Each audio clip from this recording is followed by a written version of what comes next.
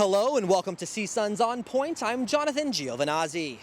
In recent years, many more Angelenos have been calling the city to report trash piling up on the streets.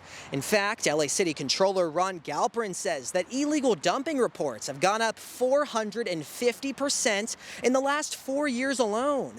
Now, I'm here off of the 101 freeway in Sunset Boulevard, and on the roads around me, you might be able to find plastic bottles or bags floating around. But if I take a step back here, you can see items as large as chairs, mattresses, and toilets on the side of the streets. And in some areas, you might even be able to find discarded appliances and construction materials.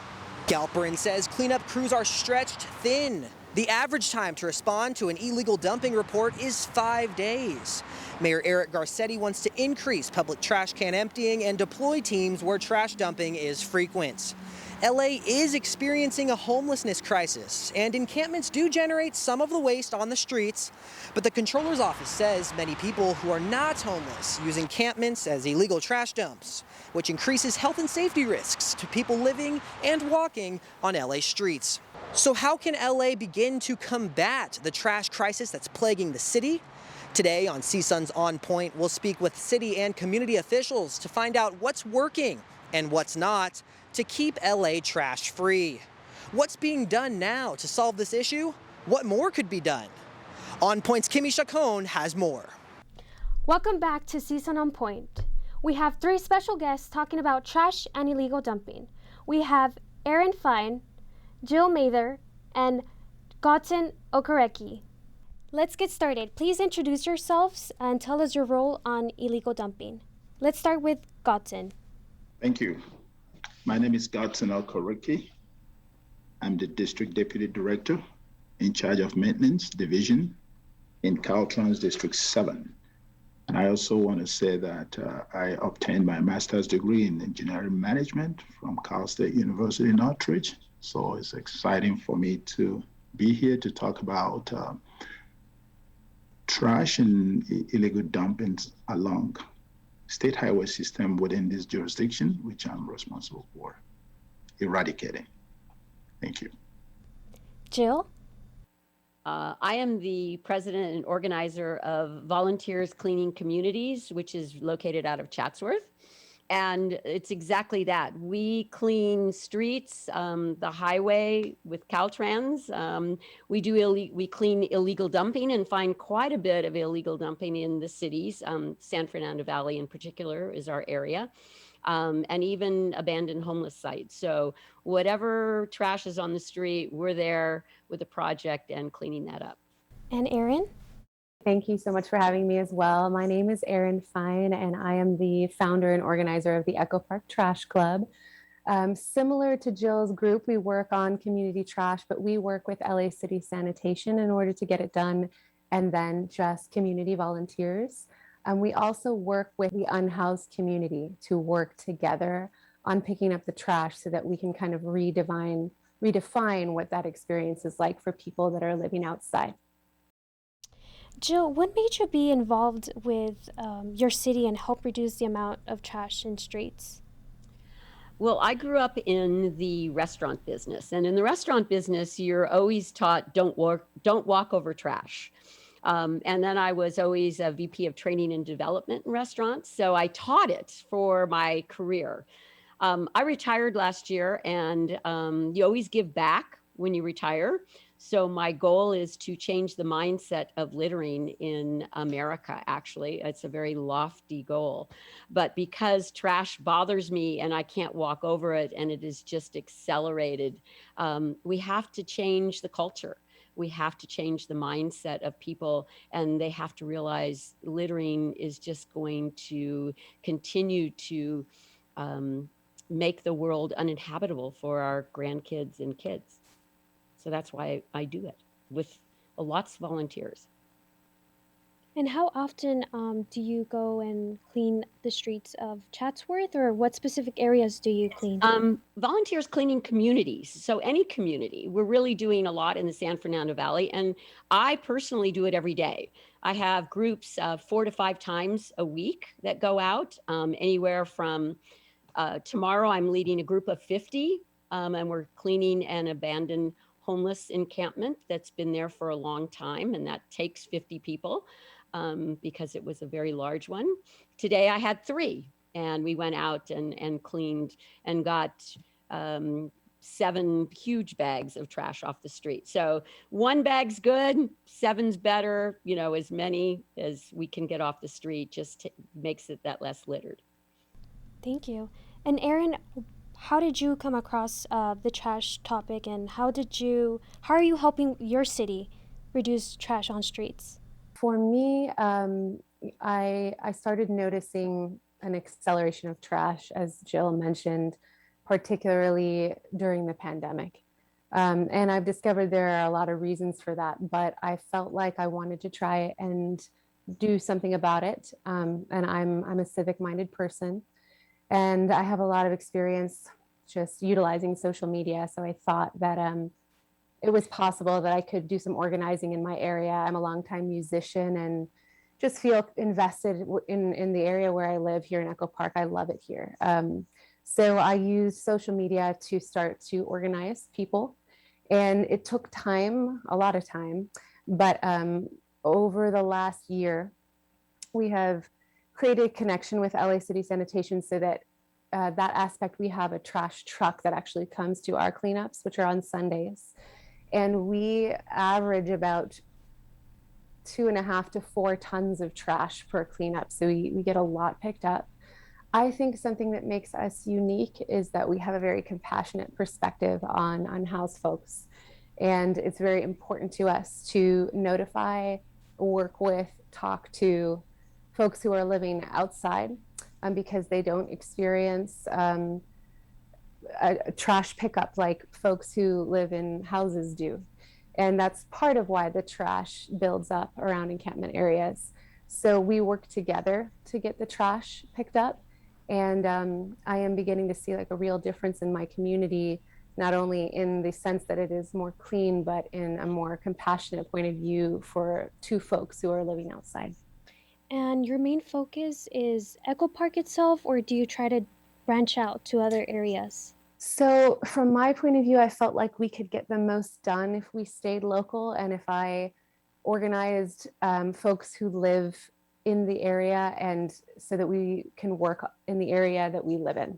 So we're in District 13 and our truck can sort of legally work in that area. So we are in Silver Lake, Echo Park, a little bit of Koreatown, Elysian Heights, and those are the areas that we focus on. And Godson, can you tell us about the process of CalTrans cleaning up trash on the highways? So we're addressing it in several ways. We do have staff that are regularly scheduled to go out and pick up those trash. We partner with cities, local communities, and through our maintenance agreement mechanisms, we also have adopted highway system that allows individuals or cities or companies to come in and adopt a section of our highway and come in and maintain, pick up trash on a regular basis that we check. As a matter of fact, at the passing of this current fiscal year budget, we do have stipends to encourage people to adopt sections of our highway and help us pick trash. But we do have dedicated staff. It's a major concern for CalTrans, and we regularly, on a regular basis, we post, these days we post our monthly schedules for the regions. What made you be part of CalTrans? What motivated you to be part of this? What motivated me to be part of CalTrans? Well, I'm an engineer by profession. I went into CalTrans and I've been in several divisions in CalTrans, construction design, planning, project studies, but I ended up in the division of maintenance, which is a large division. And but my interest in removal or eradication of trash is because I understand the consequences when it gets to our blue lines, when it gets into the water system, the impact of it health-wise and how it impacts our climate. It does have a huge impact. It interrupts the ecosystem when we have materials that cannot degrade go into our water systems and interact with living organisms. These things have major impacts. So we do understand that, and that's why we make every effort to prevent trash from going into our stormwater system or removal of trash just because it's an eyesore as well. Anyone can answer this. Has there been any challenges you guys came across when cleaning up in the streets or in the highways? And what were they? Jill? Well, the challenges are always that once you clean an area, give it a few days and you've got trash back in that same area again, unfortunately. But it's something where we have an apathy right out there, I think. I think my panelists will probably agree that people are just apathetic to the idea of trash on the street right now. Part of that is because we don't have a culture that is a non-littering culture, where Japan, for instance, you never see one piece of trash on the street in Japan because everybody carries a bag with them and they're responsible for their own trash and deposit it in their own trash bins in their house. So you'd be embarrassed if you were ever throwing a cigarette butt or putting anything on the street, which is not our culture in the United States. And when you see a lot of trash or homeless encampments that are quite messy, et cetera, the public is getting very frustrated with that. And so they're just saying, why should I worry about throwing trash on the street right now? And that's a little frustrating, that people who probably didn't or wouldn't normally trash are not seeing that is really hurting our environment right now. Well, I think I agree with Jill because it hasn't always been this way. There needs to be an education. I don't believe enforcement can solve the problem because when you begin to do enforcement, it tends to tilt towards it's not usually equitable. But what we want to do is educate people. Maybe we can catch them much younger. There's the reason I'm saying this is because there's budget from CALTRANS to engage with schools and high schools and elementary schools and begin to preach against trashing and begin to preach the consequences of trash and the impact on our health, on our environment and all of that. Maybe like Martha mentioned, we can develop a culture like Japan's culture where people do not trash at all because those trash are not generated in the highway. Somebody put them there. VCC actually has a program called Scavenger Litter Hunt Program, and we are in schools.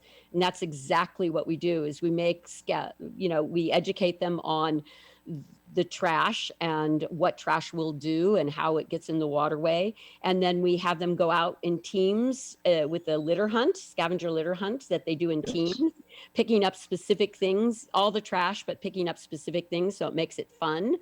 And we come back and we talk about recycling and what it is. And then I give them a grabber. So all the kids actually get a grabber as a reward, which then makes them go back to their parent and say, "Oh, this was kind of fun. Let's go out and pick trash up in our neighborhood." You know, Jill, I actually went to a environmental charter middle school and I learned the foundation of reuse, reduce, recycle. Mm-hmm. And I really didn't think of it as being something important until now. Erin, I know that you mentioned something about COVID-19, and I know COVID has made a huge impact to everyone's life. How do you say that COVID made an impact on illegal dumping? Well, that is a big, broad question, but I think that maybe an interesting way to answer that is that during the pandemic, for example, where I live, to try to protect people, there were some adjustments to how the city was handling encampments, and even things like groups that would focus on trash kind of got shut down for a little while because people weren't allowed to even operate in groups outside for a while. So there are a couple different reasons, more than a couple, for why trash, I think, began to build up in our area during the pandemic. But I noticed that the positive side of the pandemic is that when I started organizing, it was during the pandemic and volunteers were so eager, I think, to just get out of the house and feel like they could contribute to something related to the community and be around each other, that I noticed at the beginning, it was just an explosion of interest. And I do think that the isolation of the pandemic also had some positive effects in that way. If you don't mind, I wanted to just speak a little bit about the last question, in that I think it's also important for people to think about the socioeconomic aspect of trash and littering. And that although I am very much in agreement with my comrades here about the culture of trash and the way that people think about trash in our country and how important that is to educate people at a young age, I think it's an interesting thing to think about the different things that depress our communities, the opioid crisis, what it's like for people who live outside or maybe who live in economically depressed areas, and how after a while, sometimes conditions like that and situations like that can contribute to things like trash going out onto the streets. And so it's a very layered and somewhat complex issue, what goes into the mindset of littering or putting trash outside. And I think that's really important for people to think critically about that aspect of trash outside. Thank you for sharing. Now we're going to take a look at a South Central resident who talks about her neighbor throwing trash in her own streets. La propia gente que vive en sus casas, la que tiene así la calle de nosotros. It's the same people that live in their house. They keep our streets dirty because no homeless people are living in this neighborhood. The people from the corner of my street are the ones who litter in front of their house and in the alleyway. It's the homeowners who litter. Can I get a reaction from this video? What stood out to you, Godson? What's pointed about that video is she's making a good point. We shouldn't blame trash only on the homeless or the unsheltered. I think it's beyond that. I'm saying this because I deal with the highway system, and some source of the trash are people throwing things out the windows. And sometimes things are not well tied down or packed appropriately, and they fly off trucks. That's not homeless sourced trash. So we should not, I think she made a good point there. It shouldn't be looked at as if it's a homeless issue. I think we should look at it as we have to figure out a way to keep our neighborhood clean and our highway clean around the encampments as well. CALTRANS is going as far as providing trash cans to encampments when we classify it as not critical as far as safety. If they're not putting themselves in danger or putting the driving public in danger, we can let them stay at our location, especially during the pandemic, and we're still in the pandemic period. We don't remove them immediately. We try to clean up around them. We make provisions for trash bins, and it works in some locations. They keep it clean. We remove when we think that they are either occupying a dangerous part of our structure or putting themselves in danger or the public, then we remove. So the point she's trying to make is people trash. We have to educate people. It's not homeless people or people in homes, because she's not making trash herself, but she thinks our neighbors are. So we have to look at it as a community issue and deal with it through education. Let's take a look at an Acton resident that talks about illegal dumping in her small town. I've lived in this town for more than 40 years. I'm sick about seeing all the trash that's being dumped here, and literally not a whole lot's being done about it. There's environmental issues that go with this. These tires don't decompose. They will be here forever. We have animals. We have the Santa Clara River runs through here. All this stuff goes back into your water table. I would like to see stiffer fines for people who are caught. I would also like to see some sort of new laws on the books where if you see somebody dumping, you can simply take a photo of their vehicle and their license plate And whoever owns that vehicle is going to get a ticket. You get into court and the judge is reducing these fines to little or nothing. So there's no consequences because they didn't have to clean up their mess because we did, and they don't have to pay a fine. Jill, we just saw Miss Necessary speak about how she feels that there is not enough enforcement for illegal dumping. Why do you think that is? Well, number one, illegal dumping is usually done when people aren't viewing it. So you're not seeing that vehicle. That's the problem. Our organization has cleaned up a lot of illegal dumping, one just recently, and we found amazing things, but a lot of what we find are contractor things. So it cost a minimum of $75 to go to the dump, to the landfill, to dump your one truckload, and that's the minimum of trash. And people don't want to pay that if you can dump it. Contractors, I believe, because we've seen a lot of contractor debris, roofing, cement, etc.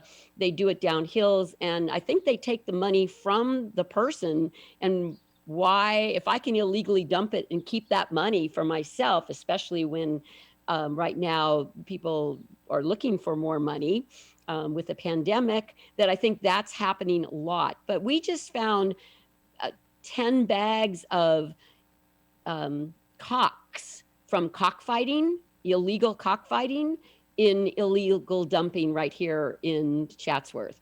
And that's happening a lot too.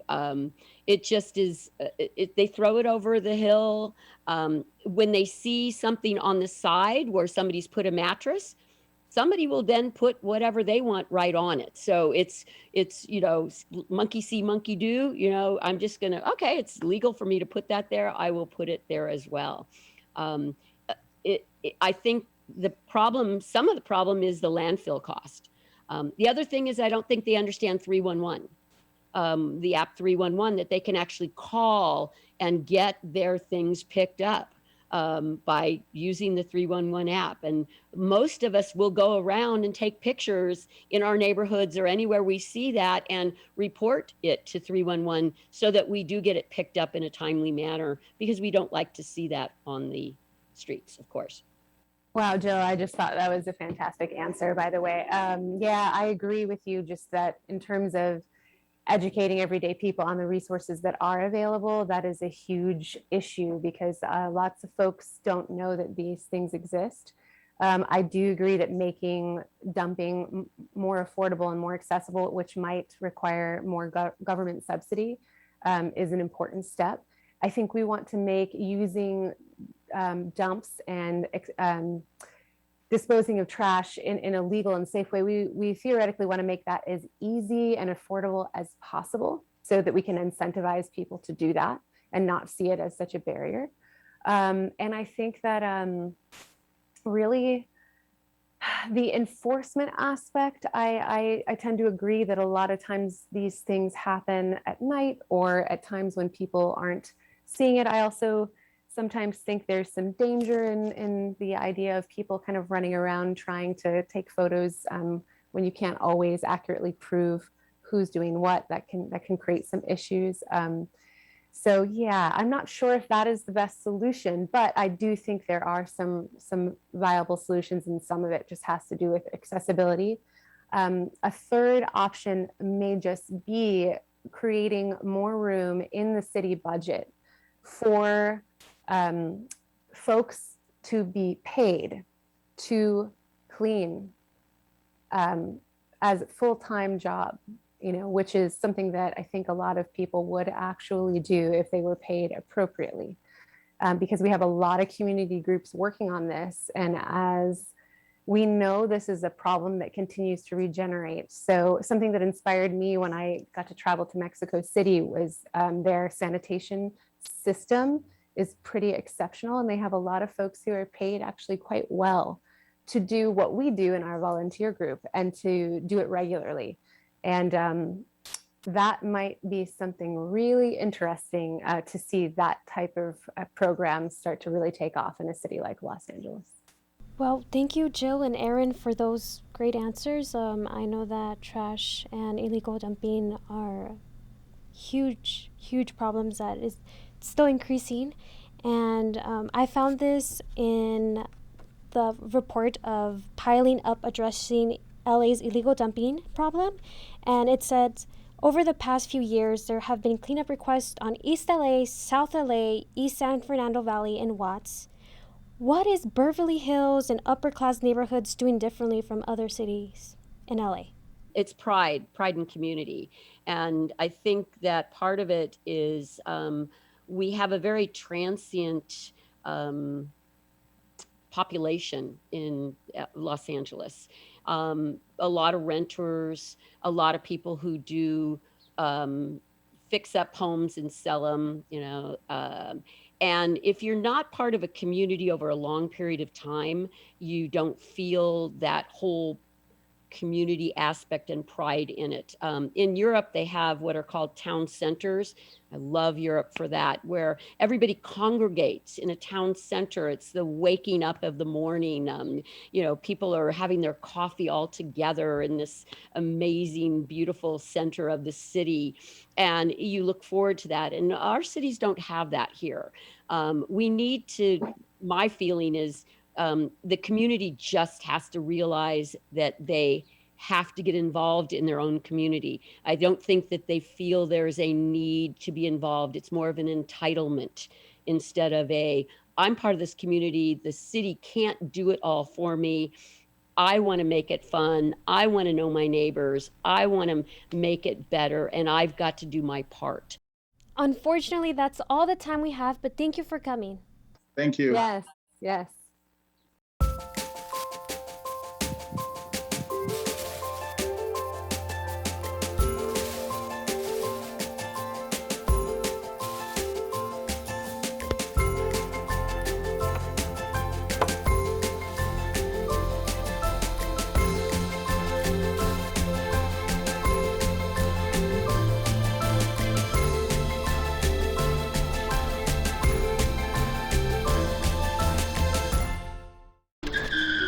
If I could go back and change it all, I would. I think I'm gonna miss you the most. I'm sorry. I'm so sorry. I'm so sorry. Maybe it's just the little moments. If I could go back and change it all, if I could go back, I would. But I can't.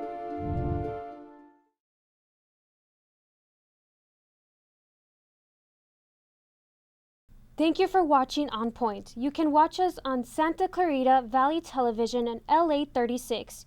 You can hear us on KCSN 88.5 on Sunday mornings at 5:30. And you can follow us on social media at CSUN On Point. For all of us here on Point, I'm Kimmy Chacon.